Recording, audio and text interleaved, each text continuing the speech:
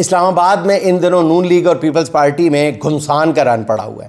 نون league نے ایک بار پھر پرانی واردات دہرائی ہے، یعنی صدر مملکت کے دستخط کے بغیر ہی اسپیشل اکنامک زونز آرڈیننس جاری کر دی ہے۔ ہاں جی، یہ کوئی بنانا ریپبلک نہیں ہے، پاکستان کی بات ہو رہی ہے۔ صدر مملکت کے سگنیچر کے بغیر یا جعلی سگنیچرز کے ساتھ ایک آرڈیننس جاری کر دی ہے۔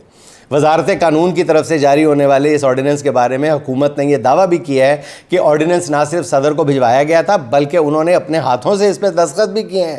یہ جعلی آرڈیننس جاری ہونے پہ پیپلز پارٹی نے شور مچا دیا اور قومی اسمبلی کے اجلاس کا بائیک آؤٹ بھی کر دیا، جس پر نون لیگ کو لینے کے دینے پڑ گئے۔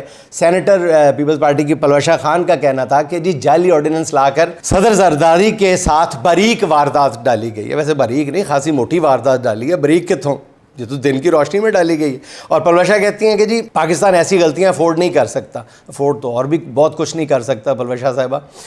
پھر انہوں نے مزید کہا ہے کہ جعلی آرڈیننس فیکٹری کو بند کیا جائے، یعنی جہاں سے جعلی آرڈیننس سے مراد ہے جہاں سے آرڈیننس جاری کیا جا رہا ہے۔ اس پر پیپلز پارٹی کو بھی یاد دلانا چاہتا ہوں کہ نون لیگ یہی حرکت 2023 میں صدر عارف الوی کے ساتھ بھی کر چکی ہے، جب آفیشل سیکرٹ ایکٹ کو صدر کے دستخط کے بغیر ہی جاری کر دیا گیا تھا، جس پر صدر عارف الوی نے خود ٹویٹ کر کے بتایا تھا کہ انہوں نے اس ایکٹ پر دستخط کیے ہی نہیں ہے۔ اس معاملے میں ایوان صدر کے عملے کو بھی نون لیگ کے رہنماؤں کو اپنے ساتھ ملا لیا تھا نون لیگ نے۔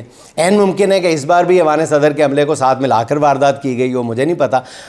جب یہ سب کچھ صدر عارف الوی کے ساتھ ہو رہا تھا یا ہوا تھا، تب پیپلز پارٹی والے عارف الوی کا مذاق اڑاتے تھے۔ اب یہ کھیل ان کے ساتھ کھیلا گیا ہے تو انہیں لگ رہا ہے کہ ان کے صدر کا تماشا بنایا گیا۔ پیپلز پارٹی والے دیکھتے جائیں کہ ابھی تو نون لیگ والوں نے آپ کو دن میں اور بھی کئی تارے دکھانے ہیں۔